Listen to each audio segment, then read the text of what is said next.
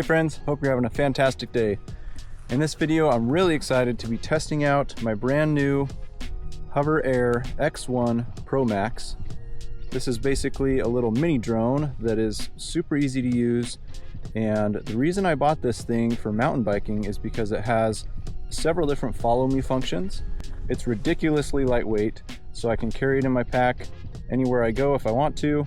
HOVERAir released an easy selfie drone a couple years ago that has done super well, and they basically improved every aspect of it on this new version so that it can track better, it can follow better. It's got some new modes.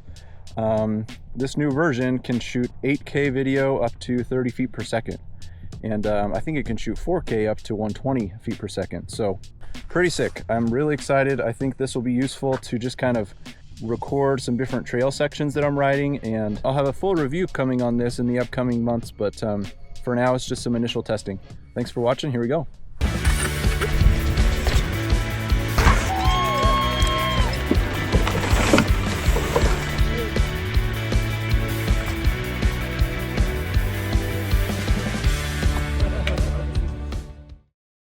Today I have brought it to a place that I like to ride in the wintertime called Ancient Lakes. So the reason this is a great spot for testing is because it's very open and exposed. There are no trees.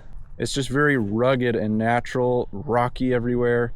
And so I think it's going to be cool to get some shots just descending some different areas here, as well as testing out the different follow me modes. So I bought the cycling bundle, which includes this beacon, which is supposed to help the tracking abilities of the drone. Basically, I keep this hover on me, and then that improves the tracking abilities. But it's also got some different controls. I can manually take over the drone at any point if I need to. There's a return to home button. So a lot of things you can also control through the app on the phone, which is super easy to use. But the main reason I got the cycling bundle was for this beacon, because I want to have the best tracking capabilities possible. So let's turn these things on. Make sure we get them connected how they're supposed to be. Got gloves on. There we go. Current mode, hover. So hit the connect button on the beacon. Now, most importantly, you got to make sure that both of these items are updated through the app, which I did last night, and they're updated. Okay, perfect. They are connected. So this beacon is going to allow me to see a preview also of wherever I'm at. You can mount this on your handlebars. The handlebar mount that they sent is just kind of flimsy. There's no way for mountain biking that it's gonna hold this beacon solidly without bouncing around like crazy. But that's nice, you know, you could mount it on your handlebars, and as you're riding, you can see on your screen there where the drone is at and make sure it's still following you. So I'm gonna have to rig up a way to connect that to my handlebars better in the future. But for today, I'll just kind of keep it clipped to me. It comes with this magnetic clip that's really solid, and it's going to clip to my chest or my back or something. Now, one thing to note is that when you're flying over cliffs or water, you need to make sure that the Omni terrain is on. So let me open my app here. Current mode, hover. Now we are ready to go. So we're going to go to Zoom out, follow mode. I've got it set to close and high, so we'll see how that does. I'm going to kind of scoot along this chill section of trail here before I drop down a steep spot. I want to make sure it's tracking me okay before I drop into the steep stuff. close, follow.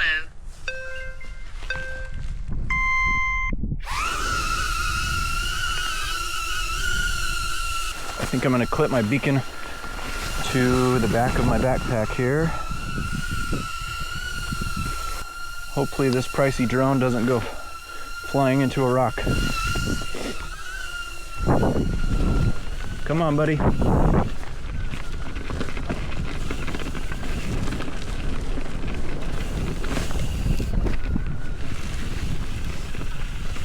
All right, I hear it behind me.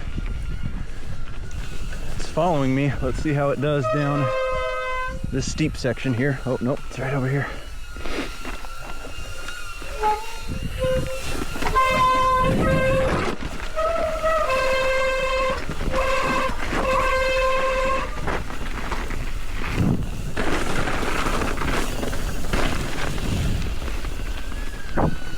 that followed me. Seems to be working. Let's keep going down the road a little.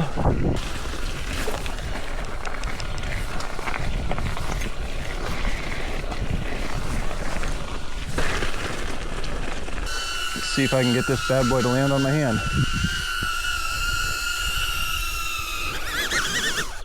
Beauty. That was easy. Holy crap. That worked great. Hopefully. I'm curious to see how the video turns out. So that was basically the follow mode, tracking me from behind. There's also a side track and a dolly mode tracking from the front. So we'll test those out here in a bit. The app's pretty cool because you can do like a low res preview of the footage right after you record it. It's got quite a few gigs of built-in memory, which is nice. The app also has like this social community where you can upload videos and pictures and people can comment on it and stuff. I think if I download the video, then that should allow me to see the whole thing in full res. So let's see how it goes. Oh, okay, so that's good to know. iOS does not support 8K video downloads, so I cannot preview that right now because it was an 8K. But if you do record in 4K, then you should be able to preview right from your phone. But I want to have the highest I want to have the highest resolution video, so I'll keep doing it in 8K. 8K is probably not necessary a lot of the time, but because I frequently crop things vertically for Instagram or YouTube Shorts or whatever, I think recording in that 8K will be nice. So it's actually been a couple years since I've done this section of trail here, and so I climbed up on some rocks just trying to scope out a fun line that I could do to get down into this canyon. So we're going to come down some rocks here. It's kind of like a playground up here, and we're going to come straight through here. Whew, it's kind of slick. Straight through here, off this little drop, down some boulders, and then the main trail is going to take us down through that valley you can see up ahead. Close. Follow. I'm going to point the camera right at my face. See how it went up in the air? Camera's pointing down right at my face. Seems like it found me. Here we go.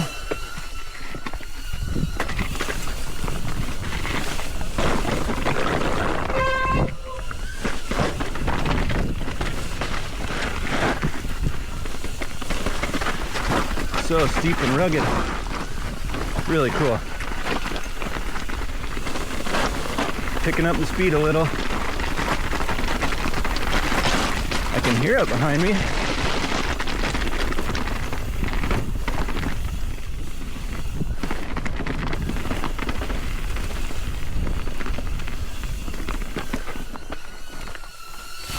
Okay. Yeah, that was pretty good. Landing the thing is awesome. I mean, it comes up nice and close to you. I haven't really had to use my phone or the beacon to return it, which is nice. So the landscape out here at Ancient Lakes is just insane. I mean, when you think of Washington mountain biking, you think of like Western Washington, Bellingham, Tiger Mountain. When you come to Central Washington, you'll find some pretty rugged and natural stuff like this that's just been carved by water, and yeah, very different from the western side of the state. People bike out here, but I would say that hiking and camping is probably the most common thing that people do out here. But man, you can just bike for freaking miles all the way down that hill. It goes towards the Columbia River, and so lots of room to explore out here. Pretty sick. All right, the next mode we're going to try out is dolly track. I'm a little nervous about this one because I'm kind of on some cliff edges here. We're going to ride down some cool shale, and just curious to see how it's going to do tracking me on some really like rough, uneven surface. Let's give it a go. Close. Dolly track.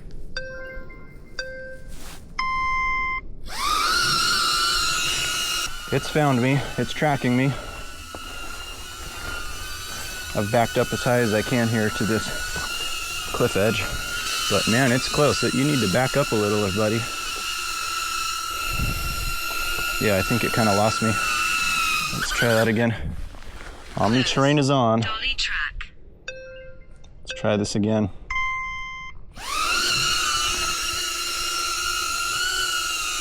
Okay. I think it's got me. Let's start easing down. Nope, lost me again. It's kind of having a hard time up against these rocks here.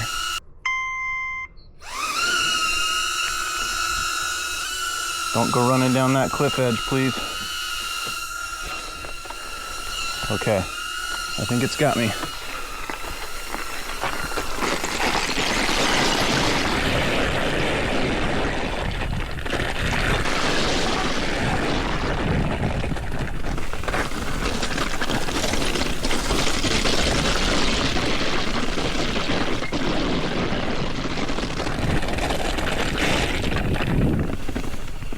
Well, that was supposed to be dolly track, but that was not dolly track. It just followed behind me. Okay, so we're gonna try dolly track again. Oh, it lost me. Man, dolly track is struggling. I came down to some flatter ground. I was thinking, you know, maybe if I was on flatter ground, and I also switched it to far to get it further away from me so that it could try to track me, but I don't know. It's not loving the dolly track mode. Maybe I blend in too much with the all the browns and greens and yellow sagebrush.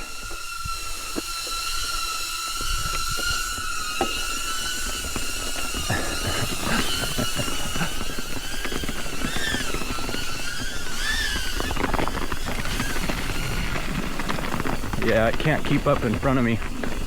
And I'm going slow, man. Yeah, the whole dolly track thing doesn't like this area, I guess. Well, I don't know if it's the colors or the uneven ground, but we'll try it again here in a bit. All right, so this next section of trail was the main one I had in mind to really test the capabilities of this drone. There aren't any trees, but it does get kind of technical and twisty as we're dropping down to a lake.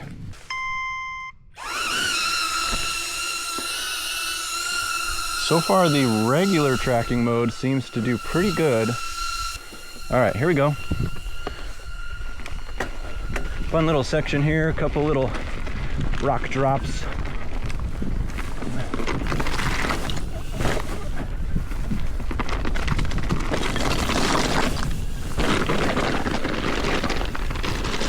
And the main trail.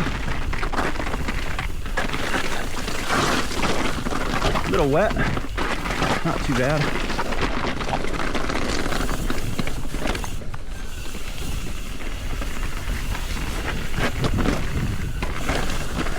Now, here's the overlook. I hope my drone doesn't launch off the edge here. Let's keep on going.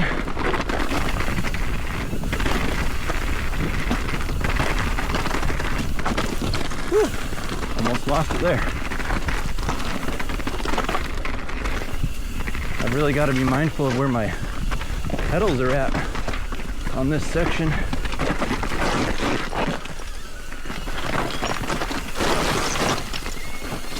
Oh, lost me. Found some bushes. Found some bushes.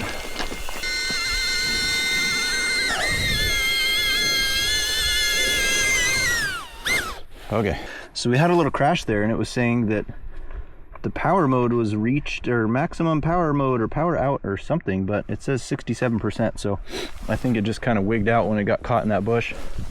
Luckily it didn't break a propeller or anything.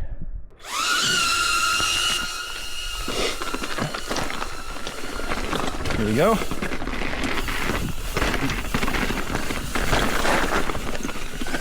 Tight and twisty again. Gonna take a shortcut here. Whoa! Don't hit those bushes.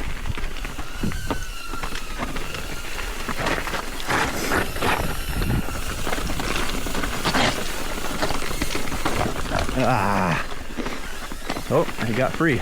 Okay. Jeez, that scared me. That'll be one nice thing, I guess, about when I can mount my beacon to my handlebars, because then I can look at that to make sure it's still following me. All right, I found a nice straight section of trail that's going to drop down towards the water, and there are no trees, no bushes, no tight turns, so I think this will be a good section to kind of test the different follow me modes. I've been doing it in close and high. I pushed it now to far and high, so we'll see how that goes. So I noticed when I changed the regular follow me mode to far and high, it seems to be able to keep me centered in the frame a little bit easier. And I think that makes the video look a little more smooth, because when I make little turns, it doesn't jerk side to side. I mean, this is a straighter section of trail, but overall, it just looks a little more smooth.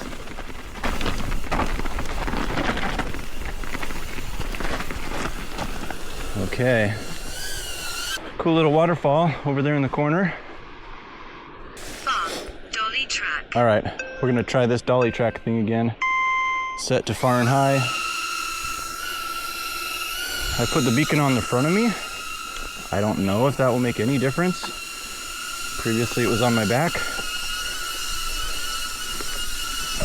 I mean, I think I just go too fast for it to go backwards like that. So looking back at all the footage now, I think that the dolly track would work best if you are recording a slow climbing section, walking up something, or overall just anything that you're going to be doing slow, because it just has a hard time keeping you in front when it's trying to fly backwards.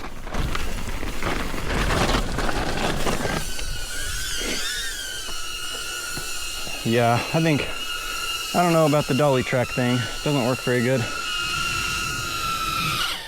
In order to do the dolly track, it's got to fly backwards so that the camera's facing me, and it just seems like it can't maintain enough speed, maintain enough distance to keep me in front. All right, next thing we're going to try is side track, set to close and high.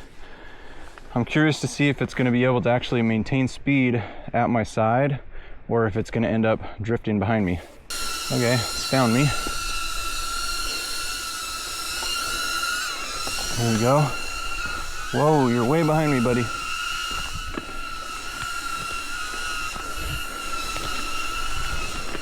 I do think the side track is pretty cool. I like how it's to the side and slightly behind.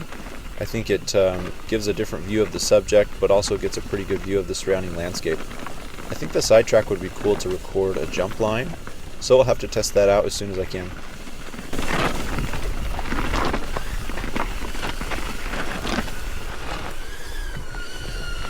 There we go. Nice. So that seemed like it was at my side and kind of behind me a little bit.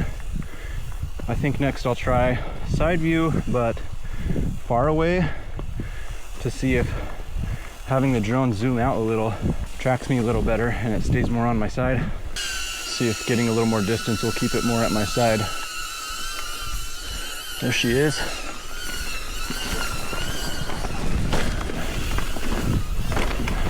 I think I do like the further away shot with the side track, just because, just like the regular follow me mode, it's able to keep me centered in the frame a little easier, and so the movements aren't quite as jerky or sudden, and the footage just looks a little more smooth.